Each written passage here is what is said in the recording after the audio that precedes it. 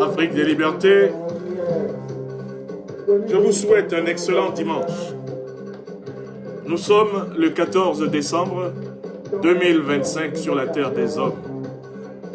Il est 10h40 à Bamako et je voudrais vous entretenir pendant quelques minutes à propos du double jeu du Nigeria contre l'Alliance des États du Sahel, un double jeu qui va se retourner contre le Nigeria.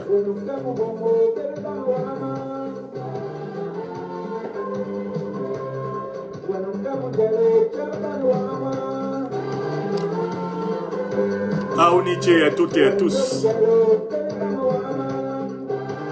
Merci d'écrire Good Live et de partager ce direct. Maliga mana me kalwe ya mama, me bitila ma pep, me omle sambay.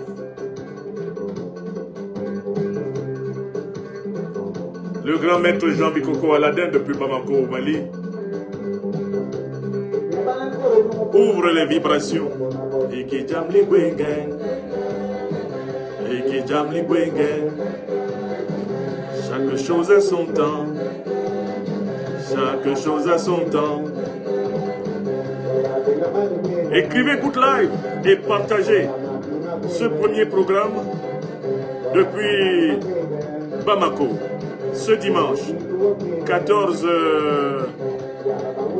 décembre 2025. Nous allons parler du Nigeria, nous allons parler au Nigeria. Soyez bénis. Où que vous soyez à travers le monde, soyez bénis.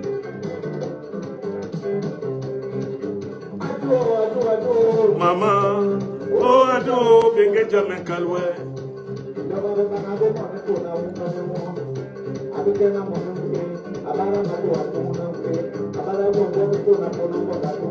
Merci à toutes et à tous de partager cette émission. C'est la distribution des pains spirituels de la liberté des Africains, le festival des vérités crues. Tu connaîtras la vérité et la vérité te libérera. Aouniché, Bibaramo, Mbote, Mbolo, Inakawana.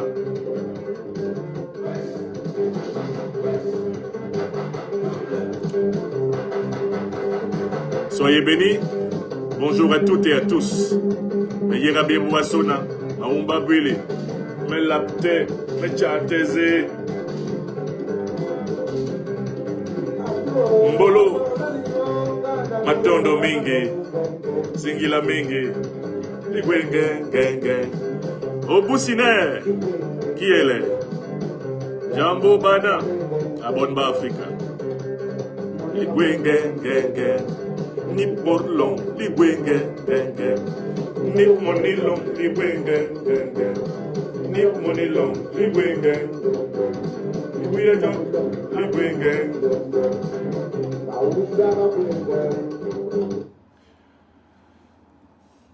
Africains, Africains, amis de l'Afrique des libertés qui êtes dans les océans Atlantiques et Indiens, vous qui êtes en Europe, en Amérique, en Asie, bienvenue. Je vous parle depuis Bamako, la capitale de l'Afrique des libertés.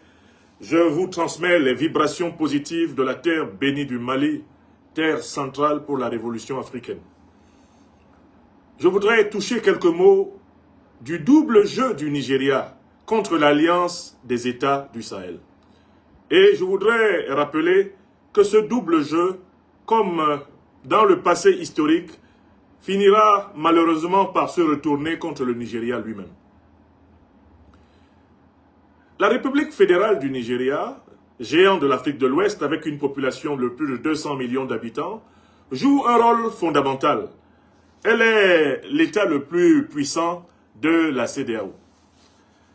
Cette république, paradoxalement, est un géant aux pieds d'argile.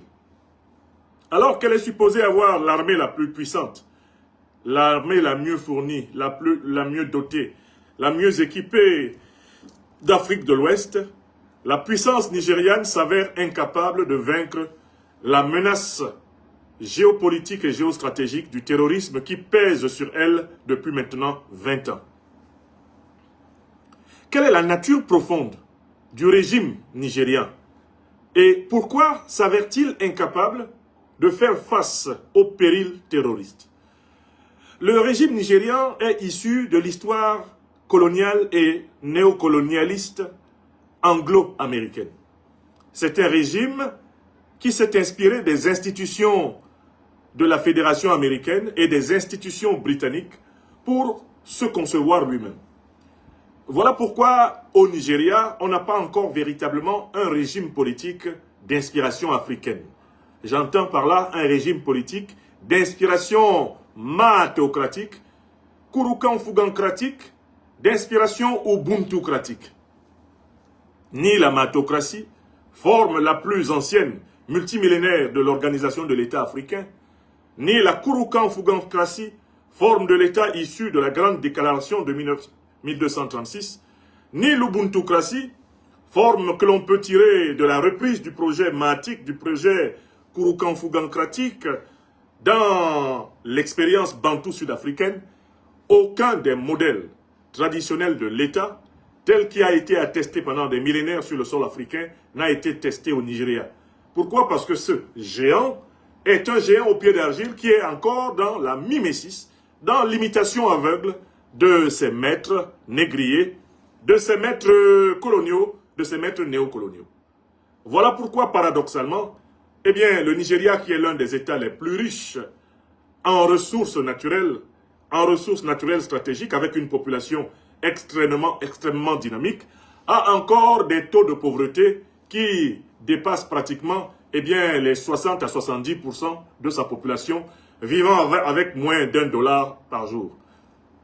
De fait, cet État qui est un État mort-né, puisqu'il a été accouché de la cuisse, adultérine du colonialisme, cet État est incapable de répondre aux aspirations des Nigérianes et des Nigériens. Voilà pourquoi le Nigeria est un État instable. Et un État instable ne peut pas combattre efficacement l'ennemi. C'est un État instable depuis ses indépendances. C'est un pays qui a connu plus de 10 coups d'État entre 1960 et maintenant 2025. C'est un pays qui a connu une alternance extrêmement mouvementée et sanglante entre la direction civile de l'État et la direction militaire de l'État. C'est un pays qui a régulièrement connu des épisodes de guerre civile, de la période des années 60 à cette période des années du 21e siècle, les années 2020. C'est un pays en guerre civile constante.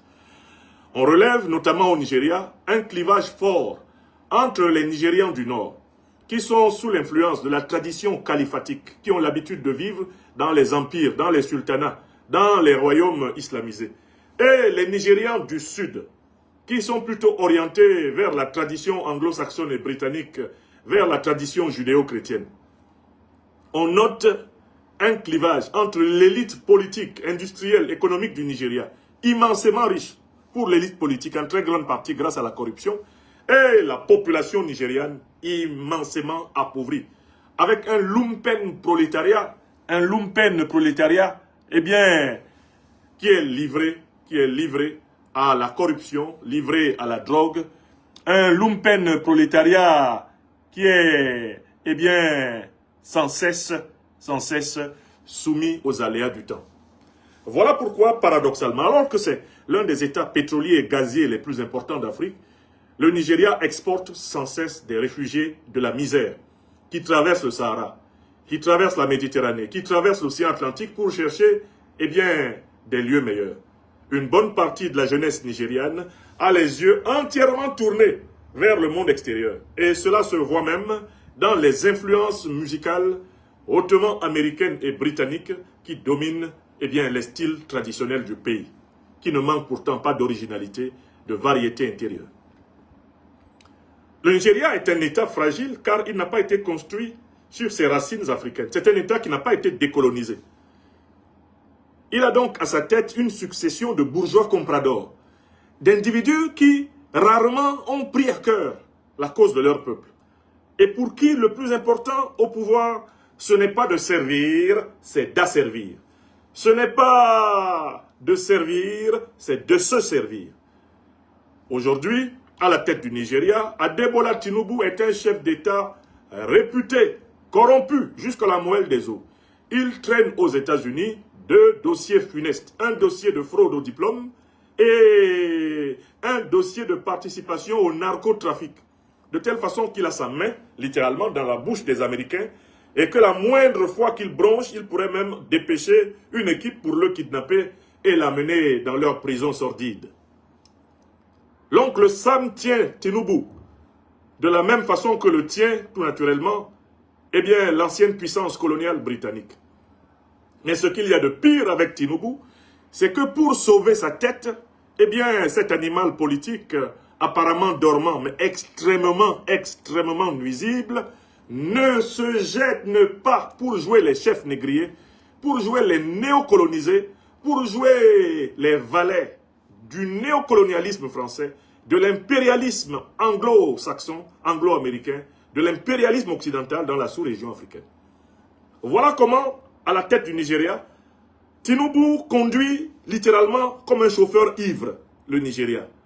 En fonction des injonctions de Paris, des injonctions de Londres, des injonctions de Washington, Tinubu conduit le Nigeria tantôt contre tel ou tel pays africain, tantôt contre telle ou telle cause africaine, l'objectif étant pour lui simplement de s'assurer que ses maîtres ne vont pas le punir. Voilà d'abord, vous devez comprendre quelle est la nature du régime nigérien. Alors, quel est le double jeu que le Nigeria joue aujourd'hui? Comme le Nigeria est dirigé par des valets des États-Unis, des valets de l'Angleterre, des valets de l'Union européenne, des valets de la France, il s'ensuit que le Nigeria sert littéralement de petits soldats du néocolonialisme français, de l'impérialisme anglo-américain, et bien dans la sous-région ouest africaine. Voilà pourquoi le Nigeria a participé, à partir des années 90-91, au détournement de la CEDEAO. La CEDEAO qui a été créée dans les années... la CEDEAO qui a été créée dans les années 75, et le 28 mai 1975 exactement si je ne m'abuse, dans le but de l'intégration économique de la sous-région, a été détournée à partir de 1991 par la mise en place d'une fameuse déclaration des principes politiques. Déclaration qui permet à la France, qui permet à l'Union européenne, qui permet à la Grande-Bretagne et aux États-Unis d'utiliser le Nigeria comme sous-fifre d'agression des pays où leur volonté n'est pas faite. Voilà comment le Nigeria est devenu, dans la sous-région ouest-africaine, un pays interventionniste. Un pays qui prétend venir ramener l'ordre politique, l'ordre socio-économique, l'ordre idéologique qui doit dans les pays voisins. Le Nigeria, en tant que vassal de l'impérialisme occidental, se comporte comme un État impérialiste sous-régional. Il se retrouve ainsi au Libéria, il se retrouve ainsi en Sierra Leone, il se retrouve ainsi en Côte d'Ivoire, il se retrouve ainsi au Mali, il se retrouve ainsi impliqué dans la quasi-totalité des crises sous-régionales, servant de piétaille, servant de valet de l'impérialisme américain, britannique et français dans la sous-région. La dernière crise dans laquelle nous sommes encore, qui éclate lorsque l'armée nigérienne, patriotique et révolutionnaire, sous la houlette du général de brigade d'alors, Abdourahmane Tiani, le 26 juillet 2023, renverse le valet, le vassal, le rampant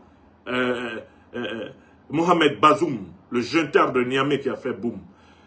Lorsque la révolution nigérienne opère et que Bazoum tombe, le Nigeria participe sous injonction française, sous injonction otanienne, sous injonction européenne, sous injonction occidentale, au plan ayant pour but d'attaquer militairement le Niger.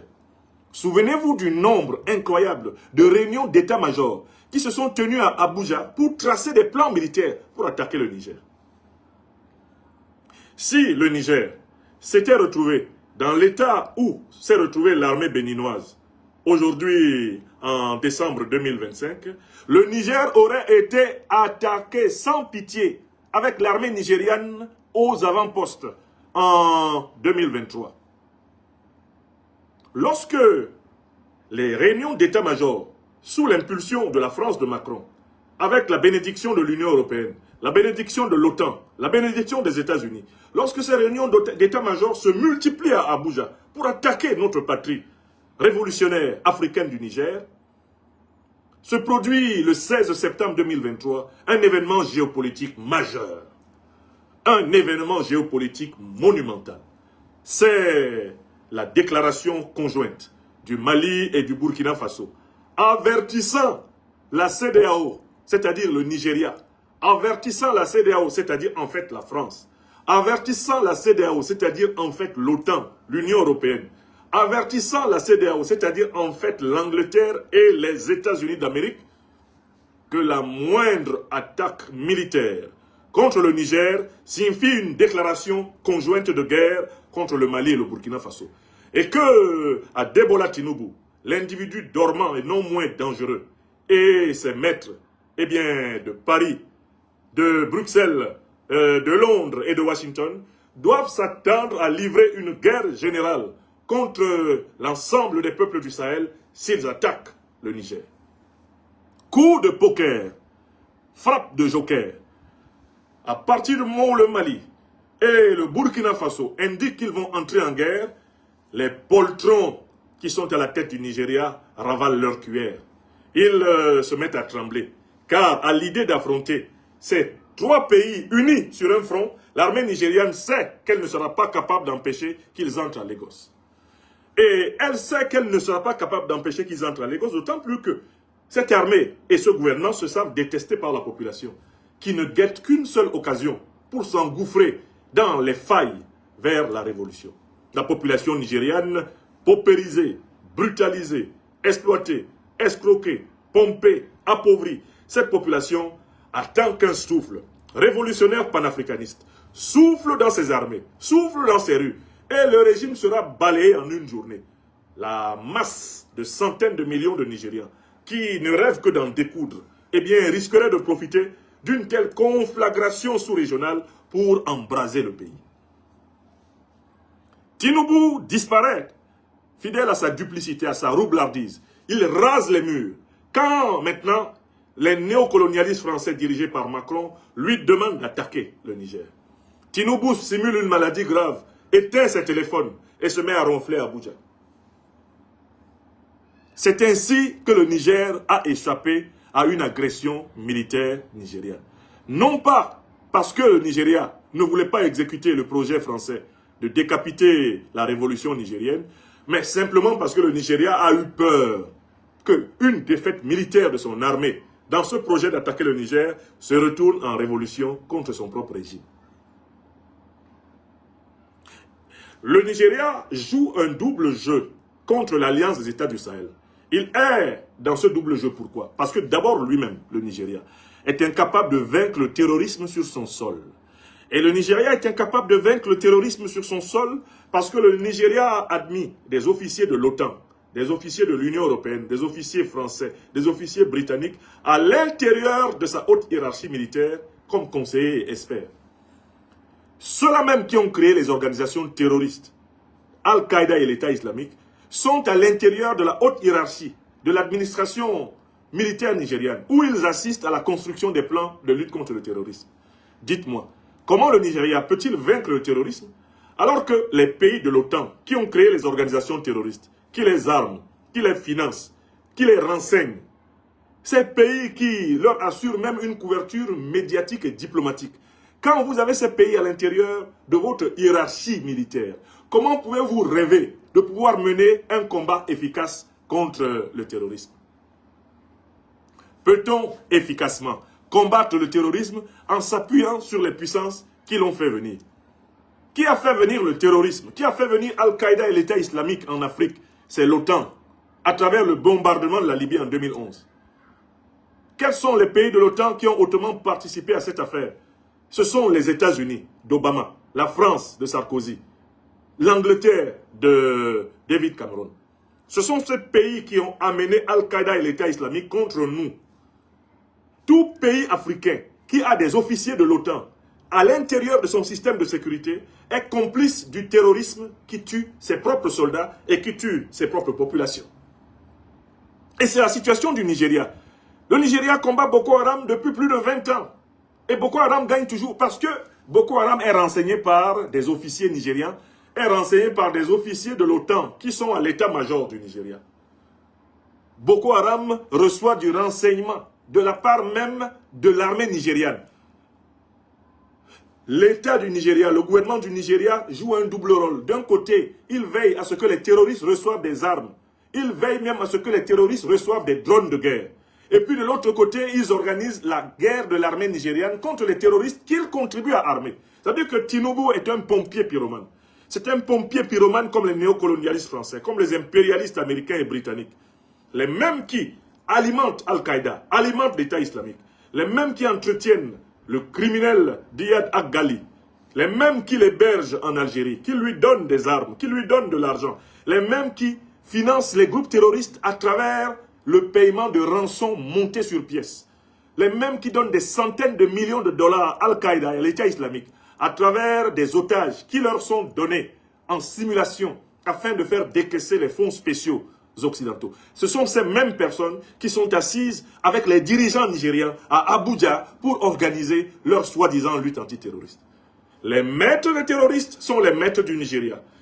Dans ces conditions, le Nigeria ne peut pas combattre le terrorisme. Il ne peut, d'une manière ou d'une autre, que participer à le développer, à le diffuser. Donc le Nigeria ment. Le gouvernement nigérien ment à sa propre population. Car en fait, les terroristes de Boko Haram sont complices avec des dirigeants du Nigeria. La plus haute élite politique et militaire du Nigeria est impliquée dans les plans des terroristes. Il y a donc double trahison. Trahison contre le peuple nigérian, trahison contre le peuple africain. C'est cette double trahison nigériane que je voulais vous expliquer. Rendez-vous compte que Tinubu sait très bien que c'est Washington et ses alliés européens qui sont derrière les organisations terroristes. Tinubu sait très bien que la France est derrière ces organisations terroristes, que des accusations documentées existent, que des preuves directes de financement du terrorisme par les gouvernements français existent. Tinubu sait tout ça. Il est mieux renseigné que moi, mais il est complice. Parce que c'est la condition pour qu'il soit président du Nigeria. C'est la condition pour qu'on ne le poursuive pas pour fraude au diplôme aux États-Unis. C'est la condition pour qu'on ne le poursuive pas pour narcotrafic. Voilà pourquoi Tinubu est associé à tous les plans de déstabilisation de la sous-région. Regardez l'attitude de l'armée nigériane. Lorsque le valet du néocolonialisme, comment il s'appelle Umaro Sissoko Embalo de Guinée-Bissau a organisé son auto-coup d'État. Vous avez vu l'attitude du Nigeria, de la CEDEAO, de la France, l'attitude des États-Unis d'Amérique, l'attitude de l'Europe. Embalo perd les élections face aux candidats de l'opposition. Il décide de saboter la proclamation des résultats. Il organise un auto-coup d'État. Il est soutenu pour cela par le Sénégal du néocolonisé Bassirou Diomaye Diakhar Faye. Embalo est soutenu dans cette manœuvre par la CEDEAO qui se contente d'une déclaration du bout des lèvres avec hypocrisie et perfidie. Embalo impose à la tête du pays les membres du gouvernement que l'on supposait renversés. Et il s'en va se balader tranquillement en continuant à manipuler les affaires à Bissau, au Congo-Brazzaville. Tout ceci se fait avec l'approbation du Nigeria, l'approbation de la CEDEAO, l'approbation des dirigeants corrompus de la CEDEAO, comme Ouattara Draman, comme Bassirou Diomaye Diakhar Faye, comme Patrice Talon.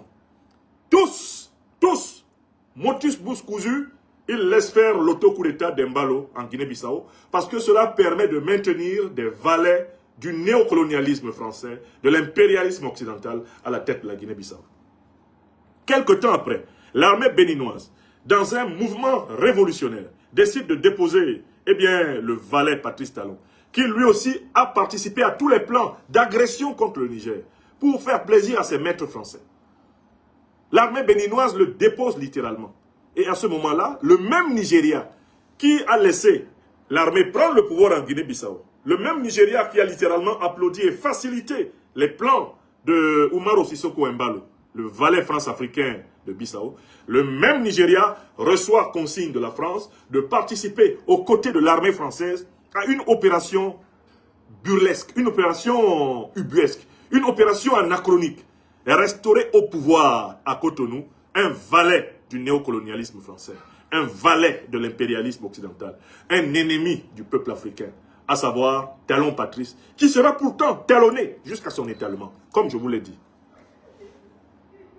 Le même Nigeria qui s'est tu devant la flagrance de la manipulation à Bissau. L'ancien président nigérien, Jonathan Goodluck Ebele, était à Bissau et a lui-même eu le courage de témoigner que ce n'était pas un coup d'État, que lui sait ce que c'est qu'un coup d'État, qu'en tant que Nigérian, il a déjà vécu ce que sont des coups d'État, et qu'il ne peut pas appeler coup d'État ce qu'on vient de voir à Bissau. Il s'agit d'une manipulation pour refuser la défaite électorale d'Umaro Sissoko Embalo. Le Nigeria sait cela. L'armée nigériane n'a pas daigné aller décoiffer les bidas qui ont pris la direction de la Guinée-Bissau avec la bénédiction d'Umaro Sissoko Embalo. Mais, parce qu'au Bénin qui est la base arrière de l'armée française, Bénin à partir duquel l'armée française soutient les groupes terroristes qui harcèlent l'Alliance des États du Sahel, parce qu'un changement de pouvoir à Cotonou signifierait le départ de l'armée française. Et donc, la remise en cause de ces bases arrières de soutien au terrorisme au Sahel, eh bien, l'armée française, aux côtés de ses valets nigérians, a mené une opération honteuse.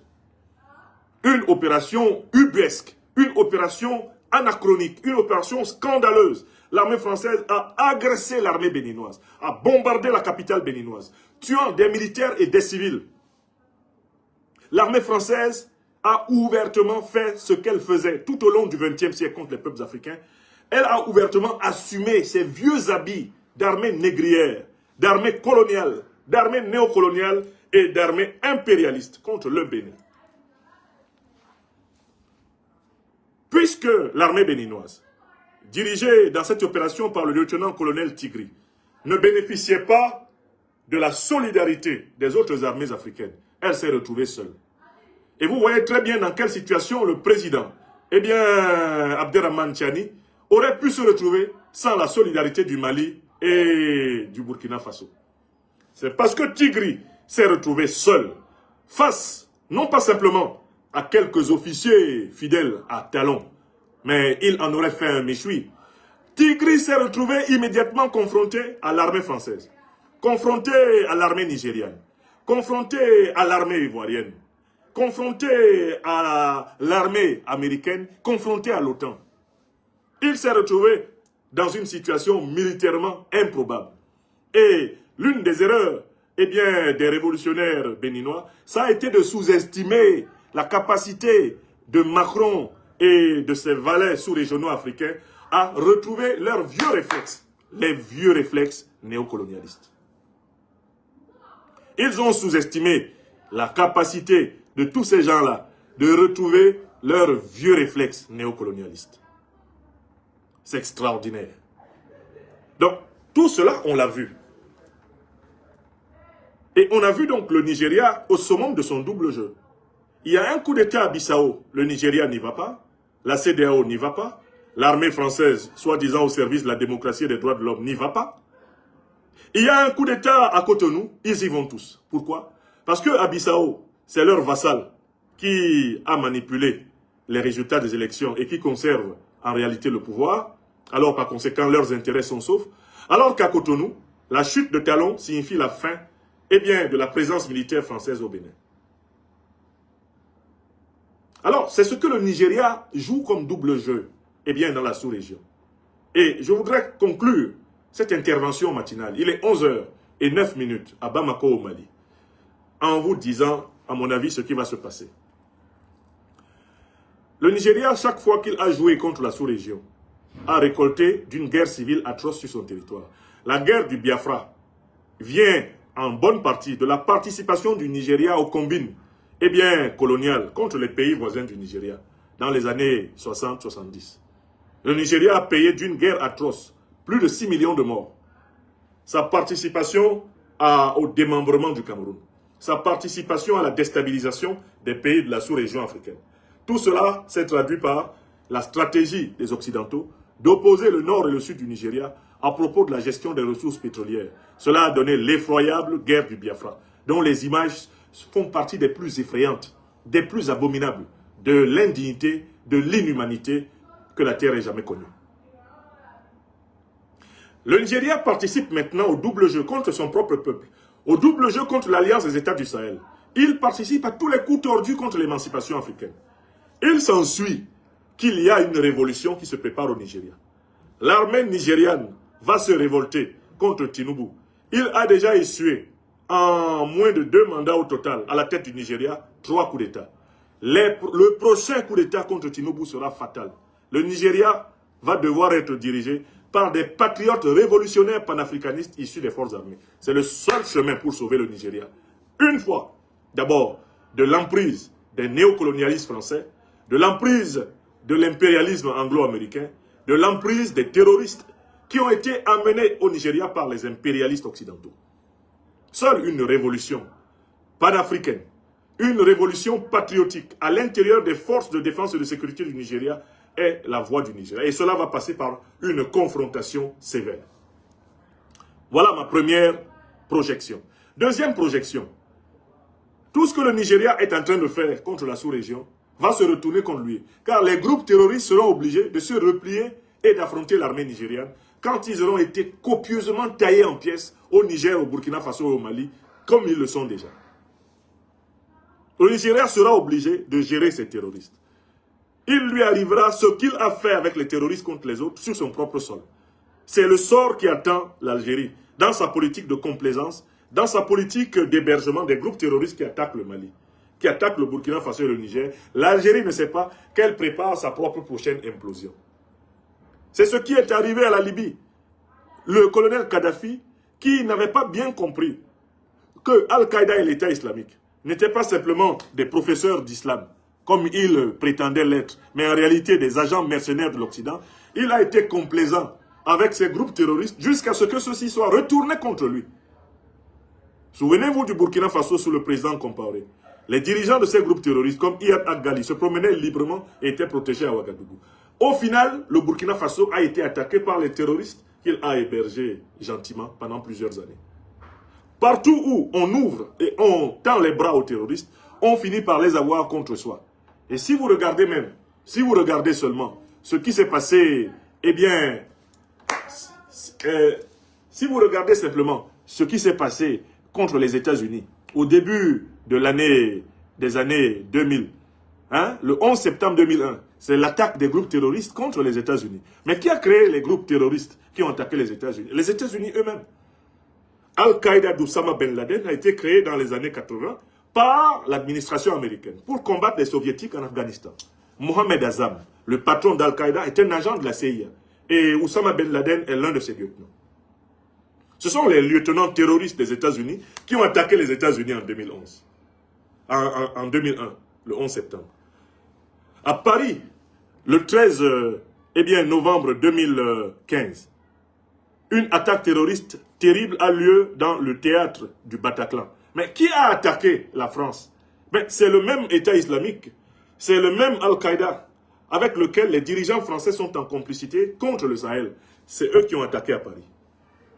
C'est la même bande d'Iyad Agali, c'est la même bande de Mohamed Al-Shara qui reçoit tapis rouge, bien sûr, tout naturellement à Paris. C'est cette bande-là qui a attaqué la France lors des attentats terribles où plus de 130 personnes ont été massacrées à Paris en 2015. Donc, les puissances terroristes finissent toujours par avoir le terrorisme qui se retourne contre elles.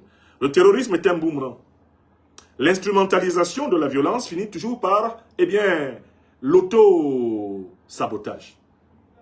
Le Nigeria croit pouvoir jouer un rôle décisif dans la destruction du Mali, du Burkina Faso, du Niger, dans la destruction de la révolution sahélienne, dans la destruction de la révolution panafricaine. C'est lui, le Nigeria, qui va récolter.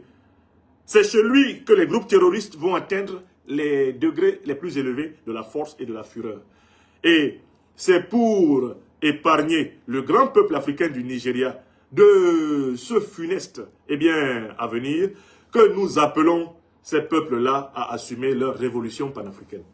Si les Nigérianes et les Nigérians, que ce soit ceux des armées ou ceux de la société civile, n'assument pas la révolution panafricaine contre le régime de Tinubu, le Nigeria va se retrouver à feu et à sang. le Nigeria va se retrouver implosé par le terrorisme. Car gangréné tel qu'il est aujourd'hui, tout cela ne peut finir que par une guerre civile effroyable. Le Nigeria sert maintenant donc de valet de la déstabilisation sous-régionale. Il a été chargé d'intervenir aux côtés de l'armée française au Bénin. Il a été chargé d'aller tester le dispositif de sécurité aérienne de l'AES à travers un avion de combat, un avion de guerre, qui a été chargé de survoler l'espace de l'AES, histoire de voir si l'AES serait capable de le contraindre. Cet avion a été arrêté par les forces aériennes de la Confédération de l'Alliance des États du Sahel et immobilisé au Burkina Faso. Il faut y voir ni plus ni moins qu'un test afin de préparer la grande invasion militaire qui est conçue par les officines de l'OTAN, les officines de l'Union européenne, les officines du néocolonialisme français contre les 3 grands pays du Sahel, y compris le Togo. Contre les 3 grands pays du Sahel, y compris le Togo. Car il est important que vous sachiez que parce que le gouvernement togolais a refusé de participer au projet de la CEDEAO contre l'Alliance des États du Sahel, ce gouvernement est désormais dans la ligne de mire du néocolonialisme français et de l'impérialisme occidental. Alassane Dramane Ouattara, le valet suprême du néocolonialisme français en Afrique de l'Ouest, a d'ores et déjà tenté des infiltrations militaires contre le régime togolais. Je vous ai dit, et je vous le dis de source sûre, qu'une douzaine d'officiers des forces spéciales ivoiriennes ont été arrêtés par les autorités togolaises et ils sont en détention, risquant la réclusion à perpétuité pour avoir préparé un coup d'État contre le régime togolais parce que ce régime s'est rapproché de l'AES et de la Fédération de Russie. Donc le Nigeria se retrouve dans une configuration où lui et ses alliés de la CEDEAO pourraient être obligés de se confronter à l'Alliance des États du Sahel et à ses alliés. Parce que l'Alliance des États du Sahel a ses alliés, parmi lesquels le Togo. Dans une configuration de guerre régionale entre la CEDEAO et l'AES, il n'y a aucun doute que les peuples de la CEDEAO seront majoritairement du côté de l'armée de l'AES, qui est l'incarnation de la révolution africaine. Si jamais le Nigeria et ses misérables alliés, le gouvernement fantoche de Ouattara Dramane en Côte d'Ivoire, le gouvernement fantoche de Bassirou Diomaye Diakhar Faye, en pleine trahison de la révolution pastéfienne à Dakar, si tous ces gens-là s'amusent à se dresser devant l'AES, ce sera la révolution régionale ouest-africaine. Les peuples sahéliens et leurs alliés se battront pour délivrer la sous-région de tous les valets du néocolonialisme français et de l'impérialisme occidental. Il y a là une configuration révolutionnaire extrême dont il faut tenir compte si on veut penser l'avenir de notre continent. Je voulais dire ici, à travers cette analyse à haute et intelligible voix au Nigeria et aux Nigérianes, qu'il risque gros s'il ne se débarrasse pas du régime corrompu de Tinubu. Il risque gros s'il ne se débarrasse pas du régime corrompu de Tinubu. Est-ce que vous comprenez? Alors, je voudrais résumer cela peut-être en anglais, en quelques mots. Nigeria. African people of Nigeria. Your government is playing a double role. Your government is betraying your own people, and your government is also betraying the African people. Mr. Tinubu is involved in helping terrorists against you in Nigeria, because terrorism in Nigeria is only possible because the government of Nigeria and the hierarchy of the Nigerian army are corrupted by the NATO's, leaders. They are corrupted by the French neocolonialists. They are corrupted by Western people.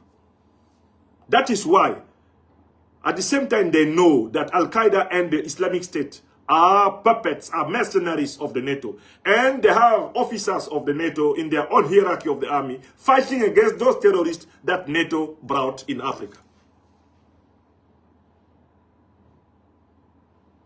But Nigeria is also involved in many aggressions against other African countries. Those aggressions are led by neocolonialist French interests, by Western interests against African people.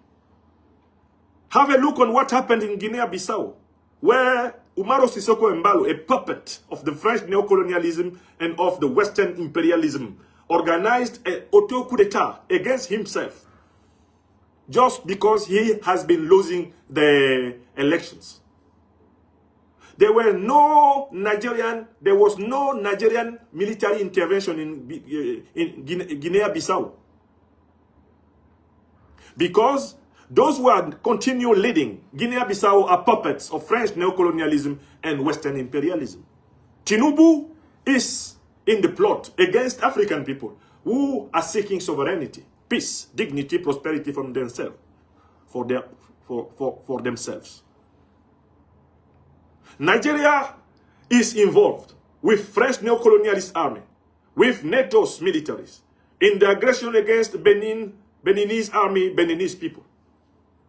Because the coup d'etat against Patrice Talon in Benin was a coup d'etat for the revolutionary people of Benin, for the African people of Benin. So, you have to know that Tinubu is leading you to civil war. Because finally, those terrorists will invade and destroy Nigeria. You have to know that Tinubu is leading you in an international war. Because Tinubu is using ECOWAS under the orders of France, under the orders of Western powers against African powers. And that is how he is leading Nigeria to a war between ECOWAS and Sahelian State Alliance. And that is how you are seriously in danger in Nigeria. If you dare not do the African Popular Revolution in your army and against these corrupted leaders, you Nigerians will regret. You will have destruction, apocalypse. There will be a collapse of the Nigerian Federation. All powers involved in terrorist actions in this world at the end are victims of terrorism actions in this world. It goes like it comes. It comes like it goes. This is one of the 7 universal laws of the universe. So, listen to us very well, Nigerian brothers and sisters. We need you to be involved in the African revolution and to put an end to Mr. Tinubu's killing regime. Mr. Tinubu's corrupted regime. You have to stop him in aggressing the Sahelian State Alliance. You have to stop him in using Nigerian military planes to test the capacities of the Sahelian State Alliance to defend its haven, its special space, its capacity of fighting in the earth. Donc, voilà le message que je voulais donner en ce dimanche 14 décembre 2025 à l'adresse des peuples du Sahel, des peuples d'Afrique de l'Ouest, afin d'attirer votre attention sur le double jeu du Nigeria. Ce double jeu est absolument abominable, absolument insupportable. On ne peut pas continuer à laisser le Nigeria prospérer. On ne peut pas continuer à laisser le Nigeria prospérer dans cette logique. On ne peut pas continuer à laisser le Nigeria prospérer dans cette logique. On ne peut pas continuer à laisser le Nigeria prospérer vraiment dans cette logique, mes chers amis. Alors, on avait commencé cette affaire en musique. J'aime bien qu'on la finisse comme on l'a commencé. C'était Hiki Diab Legwenge avec le grand Jean Bikoko Aladin. Je vous le redonne sans plus tarder en vous souhaitant un excellent dimanche.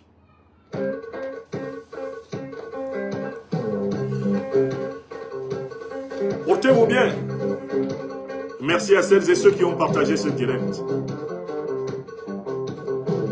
Je sais que vous étiez près de 30 000 personnes à suivre ce direct en ce dimanche 14 décembre 2025.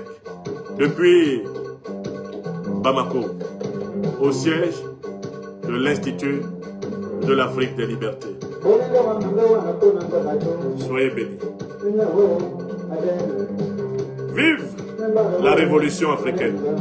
Vive l'Afrique unie pour la libération de son territoire de l'occupation militaire occidentale. Vive l'Afrique unie contre les valets de la France-Afrique. Vive l'Afrique déterminée à vaincre le terrorisme, à reprendre son développement endogène harmonieux. Vive l'Afrique matocratique. Merci à toutes et à tous pour votre fidélité, pour votre amitié, pour votre loyauté. Merci à celles et ceux qui continuent à prendre des abonnements spéciaux sur nos pages TikTok, Facebook, YouTube. Merci infiniment. Votre amitié, votre fidélité, votre loyauté nous honore, mes compagnons de l'Institut de l'Afrique des Libertés et moi-même. Soyez bénis.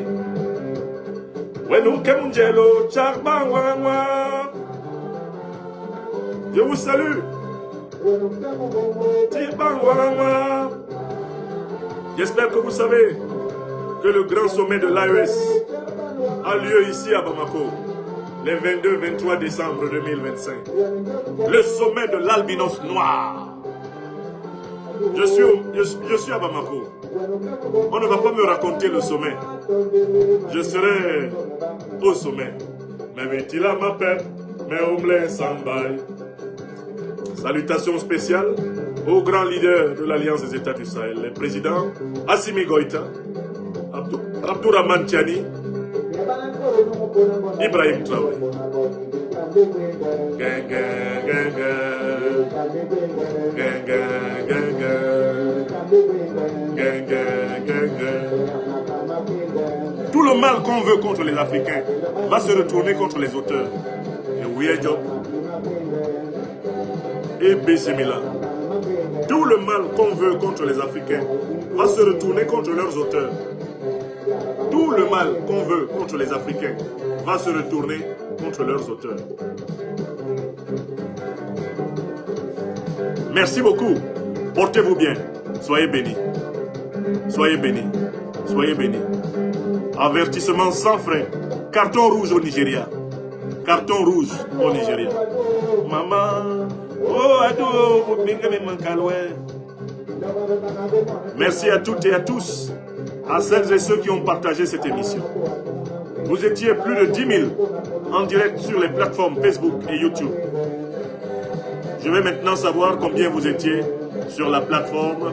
Eh bien, Afrique des Libertés Talk sur Afrique des Libertés Talk sur TikTok. Combien étiez-vous? Merci à vous de partager. Merci de partager. Voilà, vous étiez près de 10 000 sur TikTok. Je vous remercie. Je vous remercie. Je vous remercie. Je vous remercie.